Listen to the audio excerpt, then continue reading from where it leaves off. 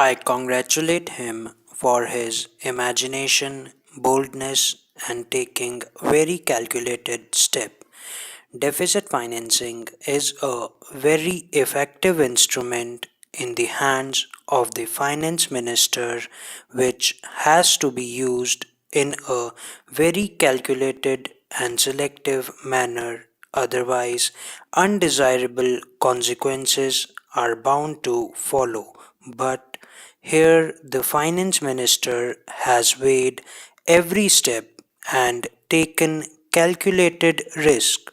We can very well analyze the assumptions which he was having in his mind when he took this step, where he did not levy any additional tax and left such a big deficit uncovered.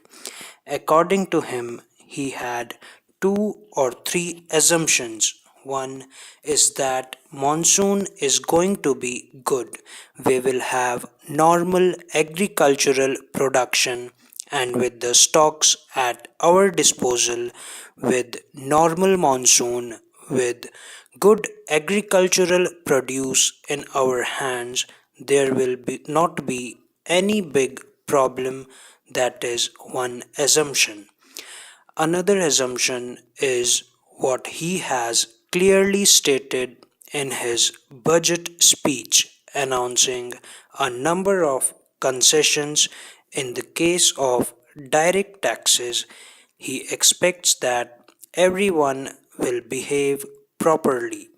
Exemption limit was raised from 40,000 rupees to rupees 50,000. Surcharge reduced from 20 to 10%. He expects better tax returns to be filed so that he will be able to concentrate on major parties, leaving out the smaller one as far as possible.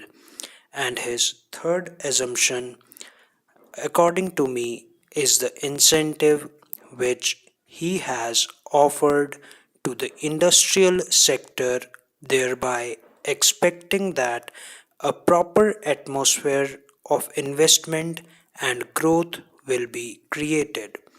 Now, these are the three or four assumptions on which he seems to have framed his budget proposals.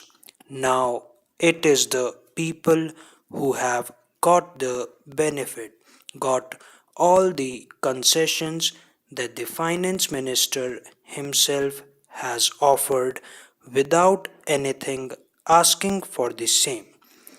I do not think that any pressure was brought on the finance minister for these concessions.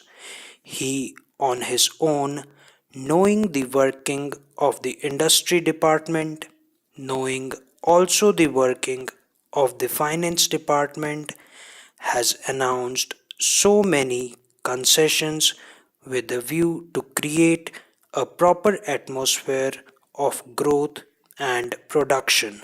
He expects that his budget proposals will ultimately lead to greater production both in the industrial sector as well as in the agricultural sector. How best we respond is now left to the common people for whom he has announced so many concessions. As a matter of abundant precaution, I have one or two suggestions merely for his consideration. The first point which I would like to suggest will be about appreciable reduction in the non-developmental and non-plan expenditure. If this can be resorted to, a large number of schemes can be transferred to the respective state governments.